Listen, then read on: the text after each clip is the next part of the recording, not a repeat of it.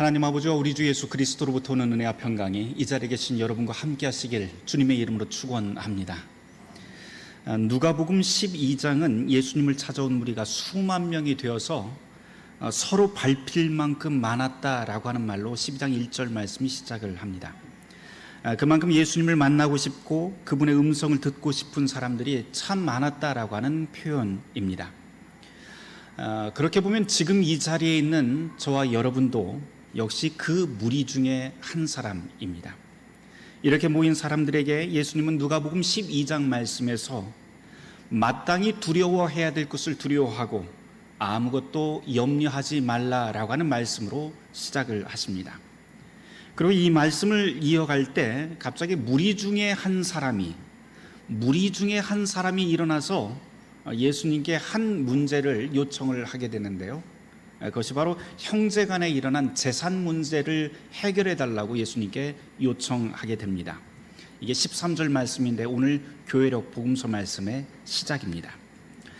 우리는 이 사람이 억울해서 이런 요청을 하는 것인지 아니면 자기가 받을 목보다도 더 많은 것을 얻기 위해서 그런 탐심으로 예수님께 이런 재산 상속에 대한 문제를 요청하는 것인지 판단할 수는 없습니다.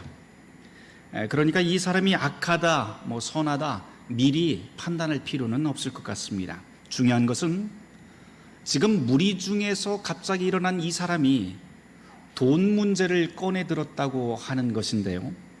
어떤 면에서 보면 지금 이 사람은 이 자리에 있는 우리 모두를 대신해서 예수님께 입을 열었던 것 같습니다. 왜냐하면 우리 중 그 누구도 돈 문제에서 자유로운 사람은 한 명도 없기 때문입니다. 이제 성경을 좀 보려고 해요. 이런 요청에 예수님은 대뜸 해결해 주시는 대신에 대뜸 이런 말씀을 하세요. 누가 나를 너희의 재판장으로 세웠느냐라고 반문을 하십니다. 그리고는 즉답 대신에 일명 우리가 잘 알고 있는 어리석은 부자 비유로 우리에게 설명을 들려주십니다. 가족 간의 재산 분쟁이나 돈 문제보다도 더 중요한 것이 있다라고 하는 우회적인 그런 암시의 말씀이기도 하지요. 그러면서 예수님께서는 이 말씀을 넌지시 들려주면서 이 비유에 담긴 뜻을 우리가 함께 깨닫기를 바라시는 것 같습니다. 그것이 무엇인지 예수님의 말씀을 함께 본문을 통해서 묵상해 보려고 합니다. 예수님이 우선 이 부자를 어떻게 묘사하고 있는지 본문 내용부터 한번 우리가 상고해 보도록 하죠.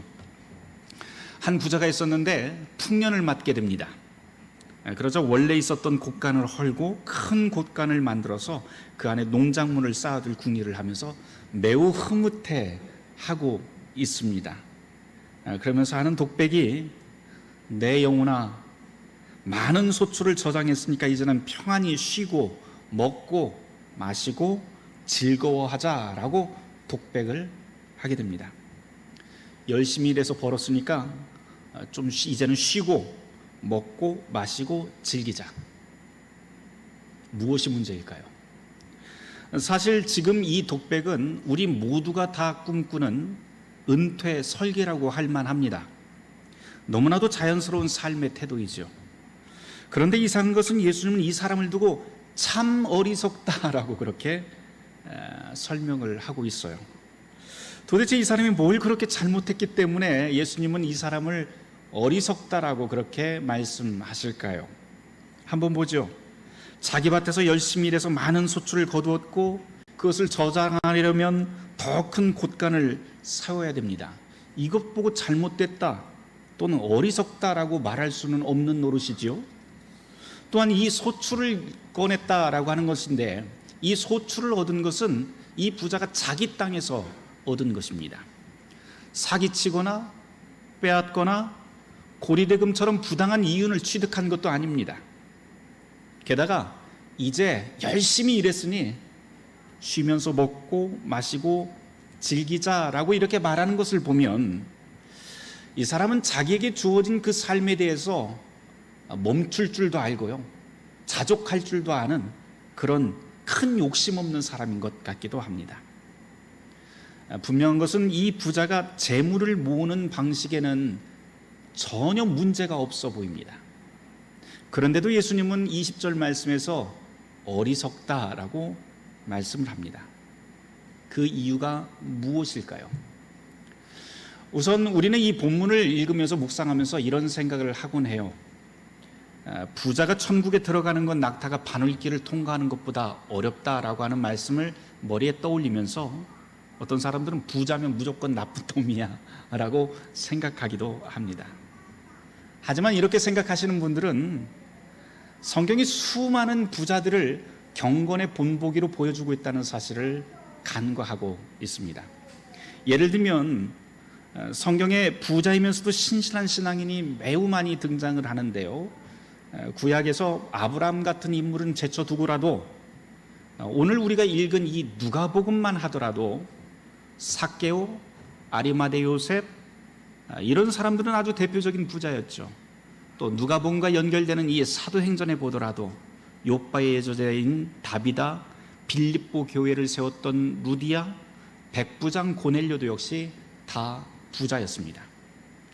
그렇게 본다면 우리가 통상 이 비유에서 어리석은 부자 비유라고 그렇게 이야기는 하는데, 그렇다면 이 사람은 단순히 부자여서 어리석다라고 하는 말이 아니라 다른 이유 때문에 어리석다라고 예수님께서 말씀하셨다는 것을 우리는 먼저 기억을 해야 합니다.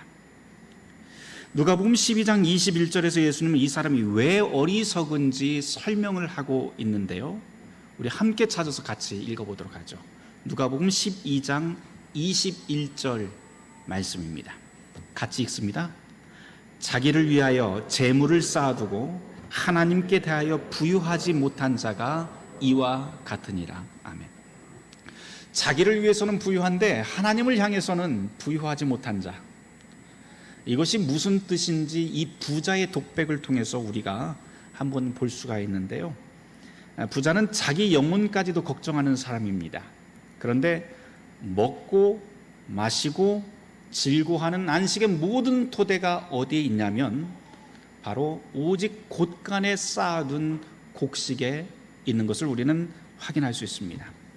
다시 말해서 이 부자는 모아놓은 모든 재산을 근거로 해서 자기의 모든 평안과 안식의 근거로 삼고 있는 것이죠. 이쯤에서 종교개혁자 마틴 루터 이야기를 좀 해야 될 것 같아요.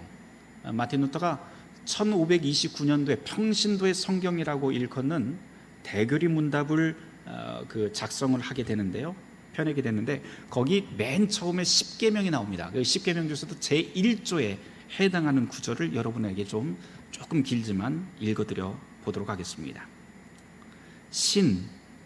신이란 사람들이 소망하는 모든 좋은 것, 온갖 시련의 피난처가 되는 대상입니다.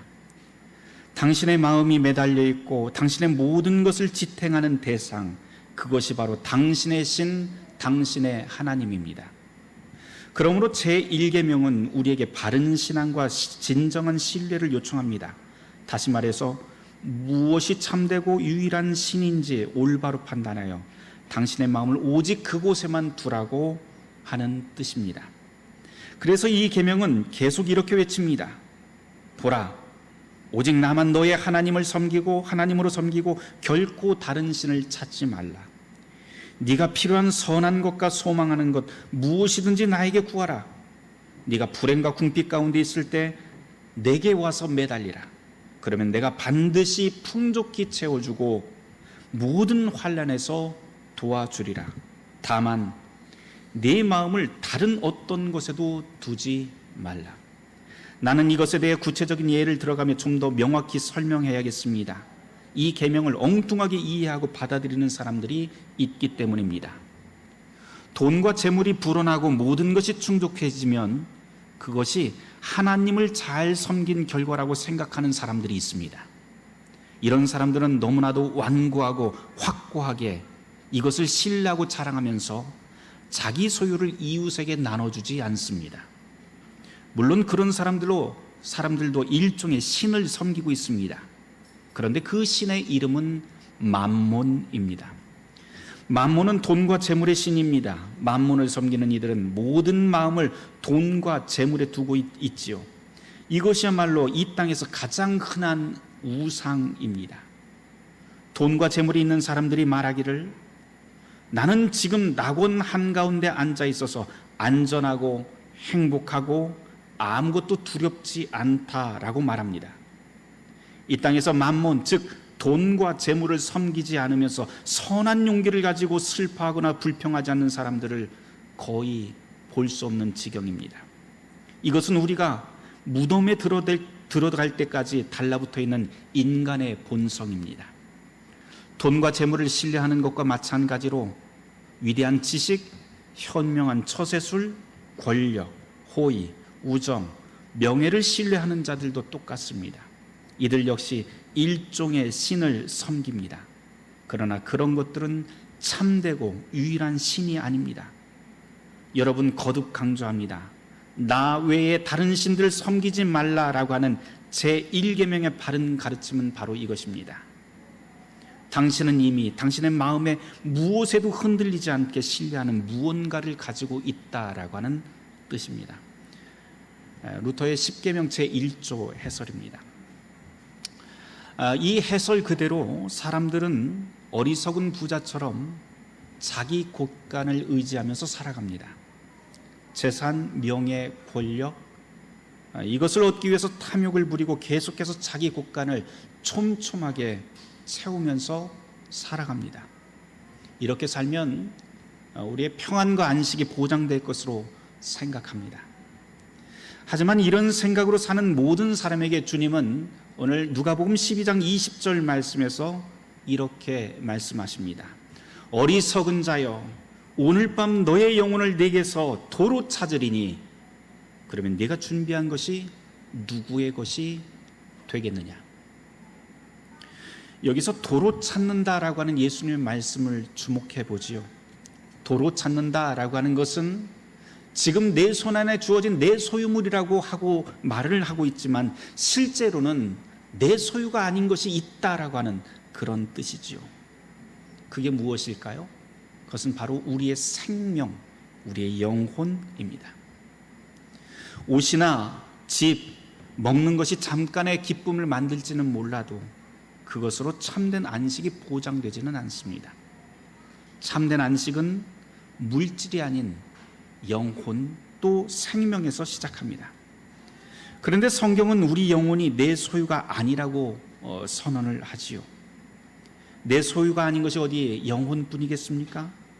사실 가만 생각을 하면 내 몸도, 내 재산도, 내 소유도, 내 지식도, 내 자식도 역시 따지고 보면 나의 소유가 아닙니다.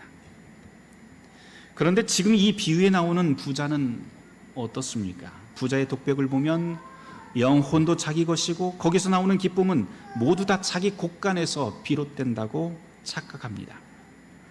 이 부자의 문제가 바로 여기에 있죠. 이 부자의 심장이 걸려 있고 그리고 그의 모든 것을 지탱하는 곳이 바로 이 사람에게는 곳간이었고 곳간이 바로 이 사람의 하나님입니다. 그 때문에 예수님이 이 사람을 두고 어리석은 부자라고 그렇게 선언을 합니다. 곳간 이야기 나왔으니까 하나 더 이야기해보죠. 이전에 아마 6년 전에 제가 이 이야기를 했던 것 같아요. 이 자리에서 기억하시는 분도 있을지 모르겠습니다.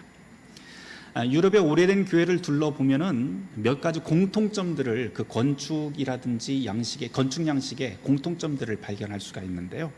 가장 눈에 띄는 것은 중앙에 있는 이 회중석은 이렇게 뻥 뚫린 빈 공간인데 이 빈 공간 옆에 기둥들이 이렇게 쭉 서 있습니다. 대부분 다 그렇게 서 있는데요. 건축 기법상 이 지붕이라고 하는 궁룡이라고 하는 이 지붕의 무게를 버티기 위해서 이렇게 기둥들을 세워놓았다고 하는 것이 일반적인 설명이기는 한데 또 다른 설명을 보면 아주 재미있는 설명 중에 하나가 교회를 지을 때 고대 교회들, 중세 교회들의 교회를 지을 적에 그 교회의 모델이 무엇이었냐면 서양의 곳간이었다라고 하는 설명도 들어볼 수가 있습니다. 왜 하필 이 곳간으로 교회를 지었을까라고 하는 것인데요. 잘 생각을 해보면 유럽의 그 오래된 곳간들의 형태를 보면 아주 특이한 게 몇 가지가 있어요. 그것은 곳간의 중심인 빈 공간이, 중앙에는 빈 공간이 있고 그 옆에 기둥들이 쭉 있는데요. 곡식을 들이면 곡식을 중앙부터 이렇게 차곡차곡 쌓는 것이 아니고 기둥을 중심으로 해서 기둥 옆에다가 이렇게 쌓아 놓습니다. 계속해서. 그런 다음에 가운데는 비워놔요. 가운데는 비워놓는데 이 가운데 이 자리에 기능이 두 가지가 있습니다. 첫 번째로 추수하는 농부들이 함께 모여서 작업하는 곳이 이 빈 공간이에요. 일을 해서 곡식들은 다 옆으로 다 밀어 넣는 거죠. 그래도 두 번째 아주 중요한 기능이 한 가지가 더 있어요. 그것은 뭐냐면 이 빈 공간은 마을 사람들이 함께 모여서 같이 춤을 추고 같이 식탁을 나누고 함께 축제하는 장소로 사용되는 곳이 바로 이 곳간의 빈 공간이라고 합니다. 그러니까 부자의 곳간일수록 곳간의 크기는 당연히 커지는데 그 크기에 비례해서 빈 공간의 크기도 역시 커지게끔 되어 있습니다. 그 빈 공간이 넓을수록 많은 사람이 들어와서 함께 기쁨을 나누고 함께 먹고 마실 수 있는 장소가 이 곳간의 중요한 기능 중에 하나인 것이죠. 만일 어떤 사람이 곳간을 지어놓고 빈 공간 없이 곡식만 차곡차곡 촘촘히 쌓아놨다면 그 사람은 그 마을에서 아주 인심사나운 욕심꾸러기로 낙인이 찍히게 될 것입니다. 예수님은 바로 이러한 것을 두고 이러한 부자를 보고 어리석은 부자라고 말씀을 하는 것이죠. 저는 이런 서양 곡간을 머리에 그리면서 오늘 본문을 다시 한번 읽어 보았습니다.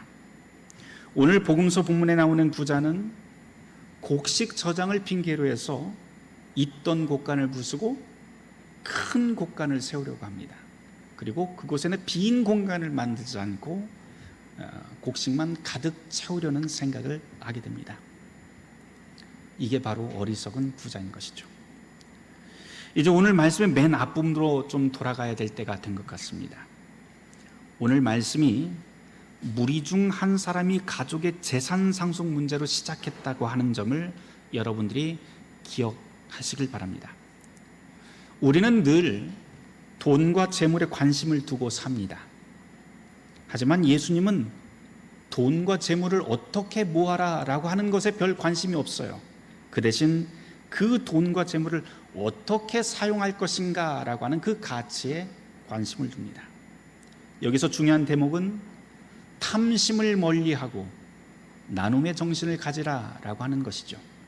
이것이 어리석은 부자 비유의 핵심일 것입니다. 누가복음 12장 15절에서 예수님은 삼가 모든 탐심을 멀리하라 라고 가르칩니다. 여기서 이 예수님이 말씀하신 이 탐심이라고 하는 말은 만족할 줄 모르는 인간의 본성입니다.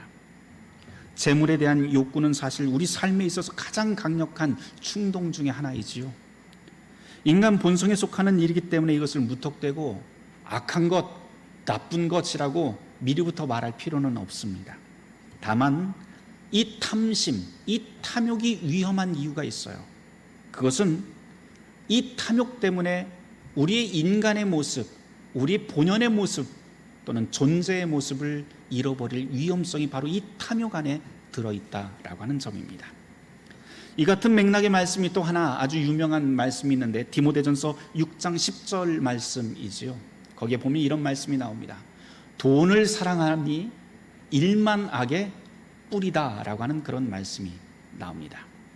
이 말씀도 역시 돈 자체가 악하다라고 하는 것이 아니라 바로 돈을 사랑하는 마음, 탐심, 돈을 추구하다가 인간 본연의 모습을, 사람됨의 모습을 잃어버릴 위험성을 경고하는 교훈이 바로 디모데전서의 말씀입니다.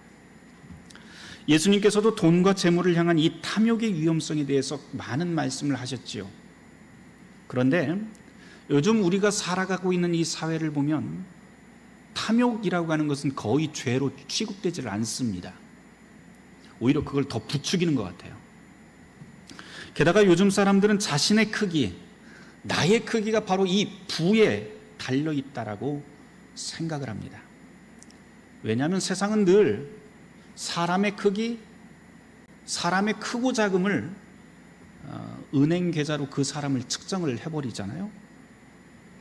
하지만 성경에 따르면 이보다 더 큰 실수는 없는 것 같습니다. 왜냐하면 사람은 집 크기나 자동차, 은행 잔고로 측정되는 것이 아니라 그 사람의 마음의 질, 폭, 깊이, 이것에 따라서 최종 심판을 받기 때문입니다. 이 마음의 모습, 그리고 이 마음의 상태를 두고 철학자들은 존재라고 하는 그런 용어를 쓰기도 하고요, 예수님은 하나님과 연결된 영혼이라고 하는 말을 사용하기도 합니다. 예수님이 말씀하신 이 탐심이라고 하는 말을 한 번 더 생각해 봄직합니다. 탐심이라고 하는 말의 그 뒷부분을 살짝 돌려놓고 보면 나누려고 하는 마음이 없다라고 하는 뜻이 됩니다.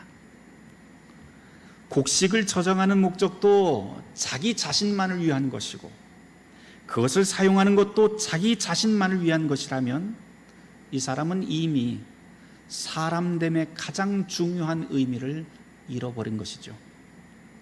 더 큰 곡간을 만들 수 있습니다.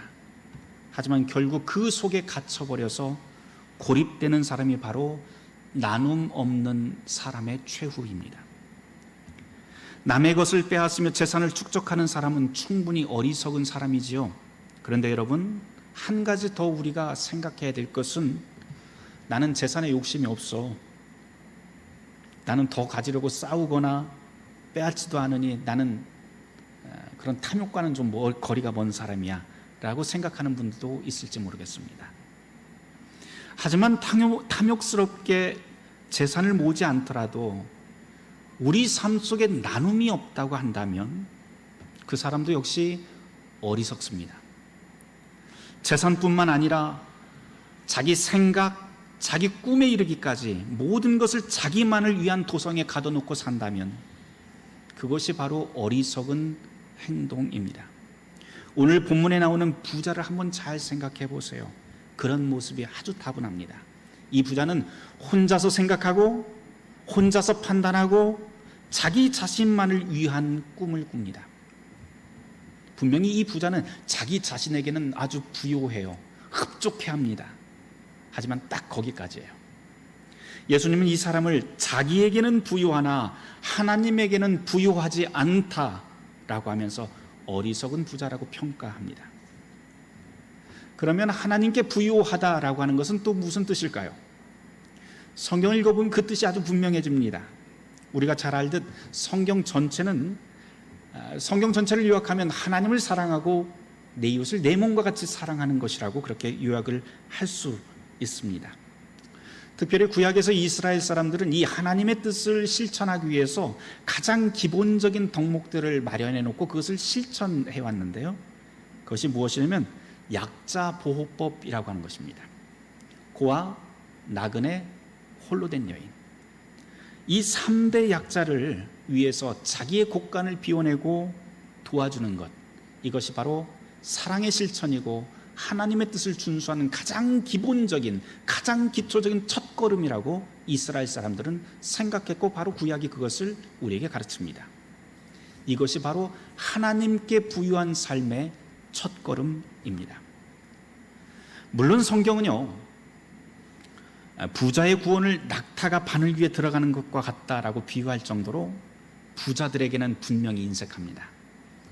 하지만 단지 앞서 이야기했다시피 소유물이 많다는 이유로 그렇게 말하는 게 아닙니다. 우리가 사는 이 세상은 나와 다른 사람들과 함께 더불어 살아가는 세상입니다. 이것은 성격뿐만 아니고 재산의 문제도 마찬가지예요. 우리가 세상에 살면서 누군가는 분명히 여유 있는 사람이 있고 누군가는 분명히 경제적으로 부족한 사람도 있습니다. 이것은 우리의 거짓 없는 현실이기도 하죠. 하지만 이런 세상 현실에서 정말 중요한 것은 따로 있는데요, 여유 있는 사람은 자기 곳간을 비워서 모자란 사람, 약한 사람들을 초대하고 함께 식탁을 나눌 사회적 책임이 부여된다고 하는 점입니다. 예수님은 바로 이 비유에서 이 점을 암시합니다. 더불어 살면서 함께 나누는 삶, 이것은 바로 하나님의 뜻인 이웃 사랑의 실천이고 하나님께 대하여 부유한 삶의 첫걸음입니다. 적어도 이 자리에 모인 저와 여러분들은 우리는 대한민국 안에서 풍요로운 세상을 살아갑니다. 그러면서 우리는 늘 더 큰 곳간을 꿈꾸면서 살아갑니다. 더 큰 집, 더 큰 땅, 더 큰 교회 등등. 우리 손으로 모아들인 모든 것을 더 많이 채우기 위해서 더 큰 곳간이 필요하다고 우리는 늘 생각하고 그렇게 말하고 그렇게 애쓰며 살아갑니다. 그런데 문제는 이런 큰 곳간을 짓고 채우느라 너무 바쁘다는 데 있어요. 너무 바빠서 지금 곳간에 우리가 모아들이고 있는 것이 도대체 무엇인지, 이것들이 어디서 온 것인지, 누구를 위한 것인지 우리는 돌아보지 않습니다. 그러면서 내가 왜 지금 이 곳간에 온 몸과 정신을 쏟고 있는지 그 이유를 상실해 버립니다. 예를 들어 이런 것들이죠. 내가 지금 입고 있는 옷, 먹는 음식, 내가 사용하는 전자제품, 그것이 도대체 어디에서 왔는지, 그곳의 노동자들은 정당한 급여를 받고 있는지, 우리가 매일 마시는 그 커피 한 잔이 만들어지기까지 얼마나 심각한 토지 수탈과 임금 착취가 있었는지, 플라스틱 용기를 매일매일 그렇게 수도 없이 사용하는데 저 플라스틱 용기 하나가 우리 아이들이 미래에 뛰어놀 그 환경을 얼마만큼 파괴하고 있는지 우리는 돌아보지 않습니다. 우리가 입고 먹고 마시고 즐기는 것, 그것은 본질적으로 악한 것은 아닙니다. 하지만 그것이 나 자신만을 위한 것인지 아니면 다른 사람들을 우리의 곳간에 초대해서 함께 즐거운 식탁에 앉을 것인지는 우리가 결정할 문제입니다. 그리고 동시에 예수님이 오늘 이 비유에서 우리에게 남기는 또 하나의 중요한 질문이 있는데, 그것은 우리가 이 땅에 없을 때 여태껏 우리가 그렇게 힘써 모아들인 모든 것들이 도대체 누구의 소유로 돌아갈 것인가 라고 하는 문제를 기억하라고 예수님은 우리에게 말씀하십니다. 이것이야말로 우리의 궁극적인 미래인 종말을 기억하게 만듭니다. 사랑하는 성도 여러분, 주님은 우리에게 함께 살아갈 세상, 하나님께 부유한 세상을 가르칩니다. 주님이 몰고 오실 궁극적인 미래의 때까지 우리는 주님의 뜻을 따라서 서로의 짐을 함께 지며 살아야 합니다. 그렇게 살아갈 때야만 우리에게 희망이 있습니다. 바라기는 이곳에 모인 저와 여러분이 서로의 생명과 미래를 나눈 교회, 그리고 교회 담장 넘어 세상 곳곳을 살려내는 선한 곳간이 되기를 주님의 이름으로 축원합니다. 모든 지각에 뛰어난 하나님의 평강이 그리스도 예수 안에서 우리의 마음과 생각을 지키실 것입니다.